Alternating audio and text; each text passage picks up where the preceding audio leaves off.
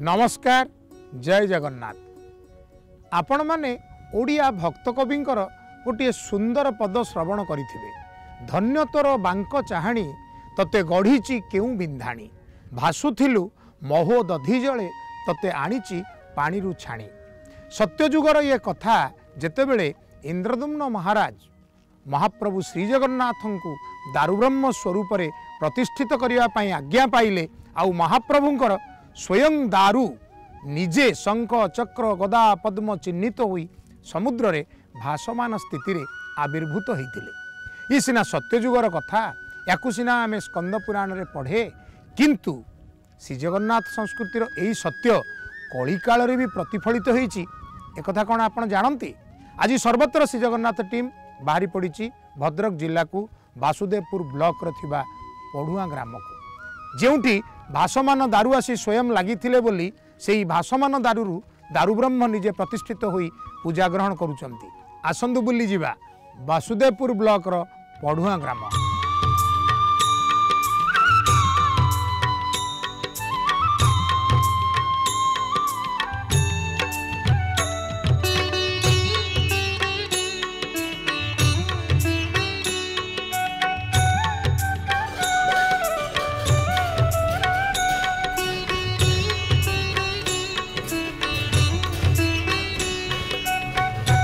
बोले जगन्नाथ भगवान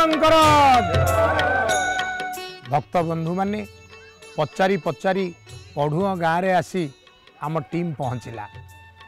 एठी आबाल वृद्ध बनिता समस्ते श्री जगन्नाथ प्राण। जगन्नाथ महाप्रभु छड़ा अन्य किछि बुझंती नाही। एई पवित्र क्षेत्र रे जगन्नाथ महाप्रभु को दर्शन करिवा पई आम समस्तक मन निश्चित रूप से व्याकुल होउथिबो। भजन कीर्तन ताले ताले कौन जगन्नाथ महाप्रभु को भल लगिलानी जे श्रीक्षेत्र धाम रे जेमिति समुद्र कूल रे अछंती, एठी सेमिति समुद्र कूल रे भासमान दारु होई आसी स्वयं निजे निज को दारु ब्रह्म करी एठी विराजमान करैले।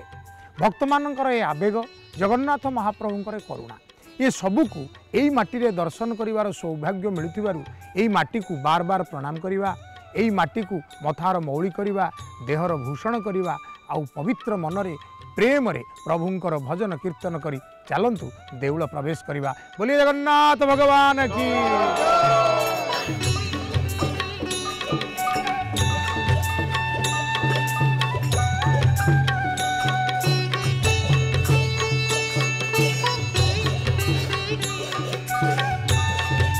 बोले जगन्नाथ भगवान। ए पढ़ुआ गाँव रे समुद्र कूल रे महाप्रभुंकर ए सुंदर भव्य मंदिर तैयारी होईची। सुंदर लीलाक्षेत्र महाप्रभु एटी प्रतिष्ठा करिसेंती। दिने एठी महाप्रभुंकर सुंदर दारु भासमान अवस्था रे आसी लागिला। ग्रामवासी माने जगन्नाथ प्राण, जगन्नाथ प्रेमी, एणु से दारु को संग्रह करी आनी एई क्षेत्र रे साइति रखिले। पर्याय क्रमे सेई दारुरु प्रस्तुत हेले एई दारु ब्रह्मंकर अपूर्व कलेवर। सत्य जमिति ये कथा स्कंद पुराणर पद्म पुराणर से दारु ब्रह्मंकर महिमा को वर्णना करुच्ची कि आउ सत्य जुगर से कथावस्तु कली जुगरे एई माटी रे सत्य रे परिणत होईची। सेति पई तो आज सर्वत्र श्री जगन्नाथ टीम आसी ए माटी रे पहुंचीची महाप्रभुंकर भव्य लीला को दर्शन करबा पई।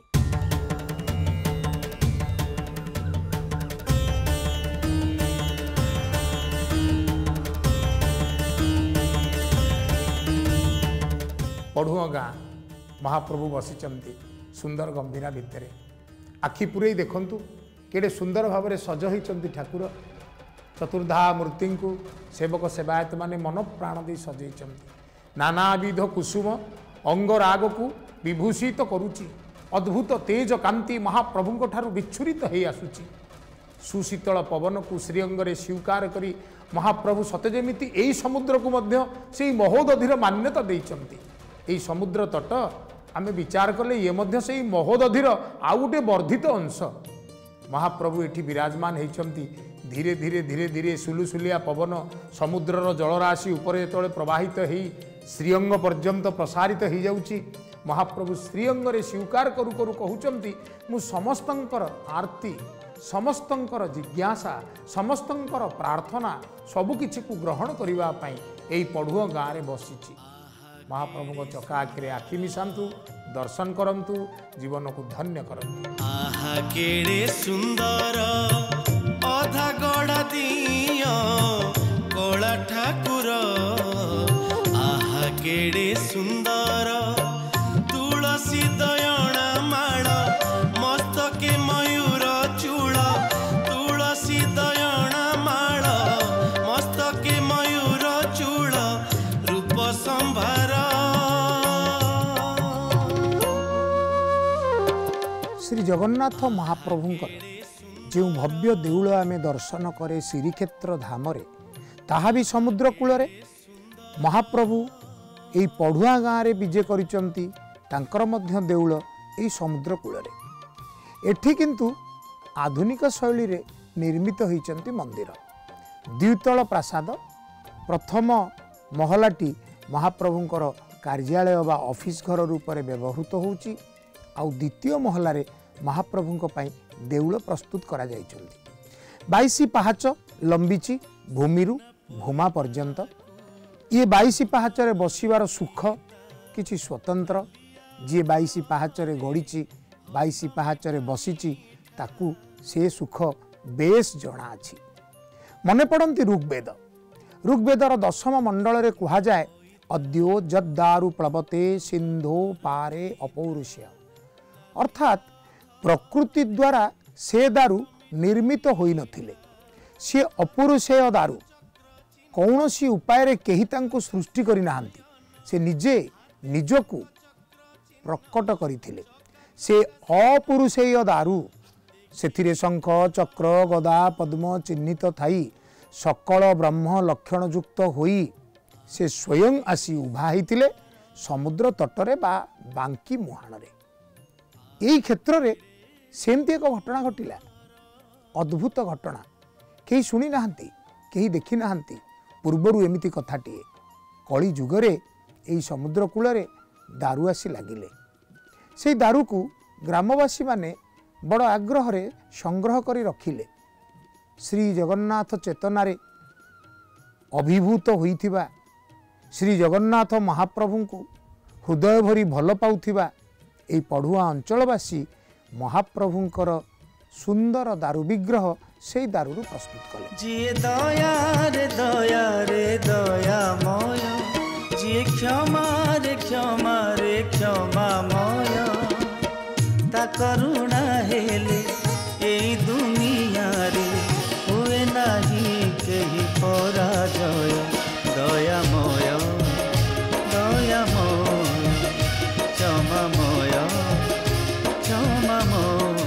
कमनीय श्री जगन्नाथंकर रूपकांति को तो आपण दर्शन कले। श्री जगन्नाथ प्रेम रे निश्चित रूप रे मन उबुटुबु होउथिबो तेबे मन रे कोन टिकी हेले जिज्ञासा आसुना जो दारुरु महाप्रभुंकर ए सुंदर कलेवर प्रस्तुत हेले से दारु को दर्शन करिया पाए। हाँ एमिति कथा अछि श्री जगन्नाथ संस्कृति रे जो दारु संगृहित हुअन्ति से दारुरु जेतेबेले महाप्रभुंकर श्रीअंग सुंदर भाव में प्रस्तुत हो सारंती अवशिष्ट दारु को पाताली कर दिया जाए किंतु एठी अवशिष्ट दारु मध्य संगृहित ही अछंती। आसंतु सेही दारु जे भासमान स्थिति रे आसी स्वयं एठी पहुंची थिले तांको दर्शन करिबा।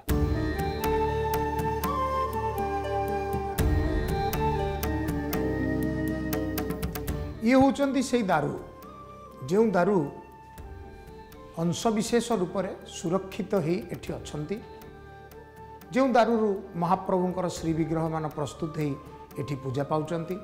आमे जदि वैदिक काल को जिबा वेदर से अपौरुषेय दारु आमे जदि सत्य युग को जिबा इंद्रद्युम्न महाराज समुद्र पानी छाणी आनिथिबा दारु आज कली काल रे ए पढ़ुआ गाँव रे आपे आपे समुद्र कूल रे प्राप्त होइतिबा दारु।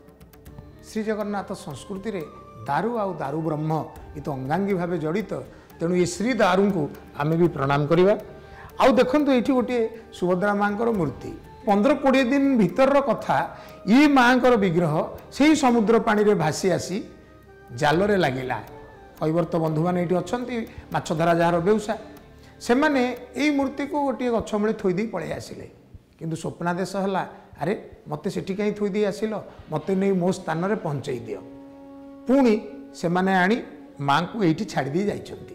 ये क्यों मंदिर रे पूजा होउथिले किए यांकर पूजा उपासना करूथला किए यांकु समुद्र रे मेली देइथिला कोन यांकर इतिहास ये तो समस्त को अजଣା किंतु से निज इच्छा रे आसी एठी पहुंचीचंती।